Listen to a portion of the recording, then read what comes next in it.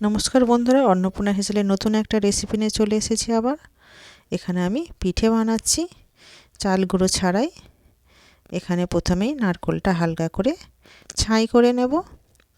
আপনারা চাইলে গুড় দিয়েও বানাতে পারেন, আমি এখানে চিনি ব্যবহার করছি। আমি হালকা করে এটা নাড়তে থাকবো, তার মধ্যে চিনি দিয়ে দেব। এখানে আমি পিঠে সুজি দিয়ে বানাচ্ছি, খুব তাড়াতাড়ি হয়ে যাবে আর খুব দারুণ টেস্টিও হবে। এখানে নারকেলটা হালকা করে নেড়ে নেওয়ার পরে পরিমাণ মতন চিনি দিয়ে দিলাম। যে যেমন মিষ্টি খাবেন সেই অনুযায়ী চিনি দিয়ে দিতে পারেন বা গুড় দিয়ে দিতে পারেন। এখানে আমি ভালো করে নেড়ে নেব চিনি গলে যাওয়া অবধি।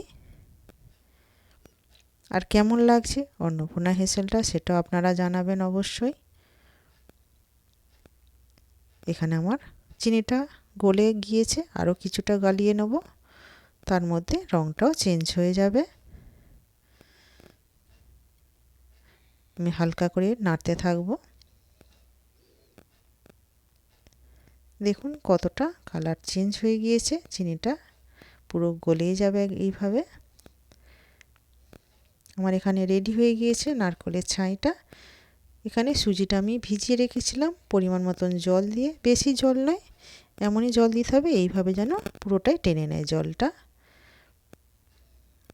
আমি দিয়ে দিলাম এর মধ্যে সুজিটা দিয়ে এর মধ্যে আরও কিছুক্ষণ নাড়বো, যাতে পুরো সুজিটা নারকেলের মধ্যে একসাথে মিক্সড হয়ে যায়।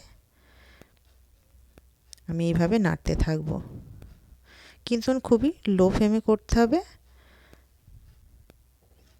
দেখুন আমি এভাবে নাড়তে থাকবো।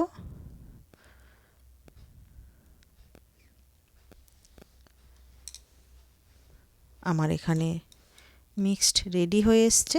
আমি এবারে নামিয়ে ঠান্ডা করতে দেব।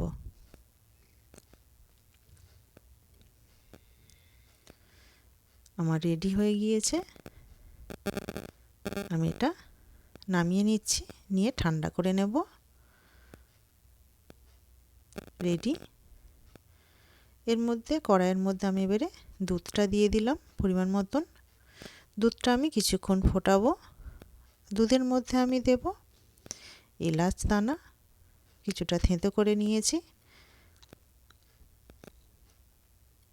আমি এখানে এলাচ দানাটা থেঁতো করে নিয়েছি, দুধও ফুটে গিয়েছে, দিয়ে দিলাম। আরও কিছুক্ষণ দুধটা একটু ফুটিয়ে রেডি করব।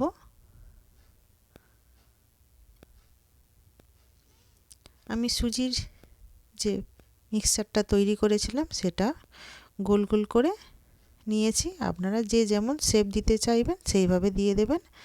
আমি এইভাবে শেপ দিয়েছি। দেখুন কতটা সুন্দর হয়েছে।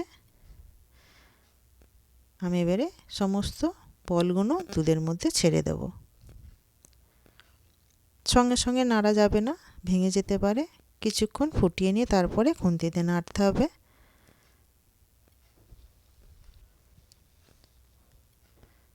আমি সমস্ত বল এইভাবে দুধের মধ্যে দিয়ে কিছুক্ষণ ফোটাবো।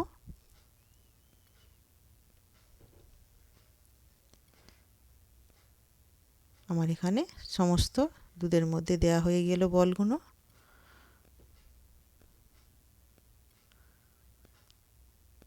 দেখুন কতটা সুন্দর লাগছে দেখতে। আমি এই দুদিকে হ্যান্ডেল ধরে একটু ঘুরিয়ে দেব, দিয়ে কিছুক্ষণ ফুটিয়ে নেব। দেখুন কতটা টাইট হয়ে গিয়েছে ফোটার পরে। আমার এখানে রেডি হয়ে এসছে সুজির বল। আপনারাও এইভাবে বানিয়ে ঘরে দেখুন কেমন লাগে, অবশ্যই জানাবেন যে কেমন হয়েছে। আর আমি যেভাবে বানিয়েছি সেইভাবেই বানাবেন।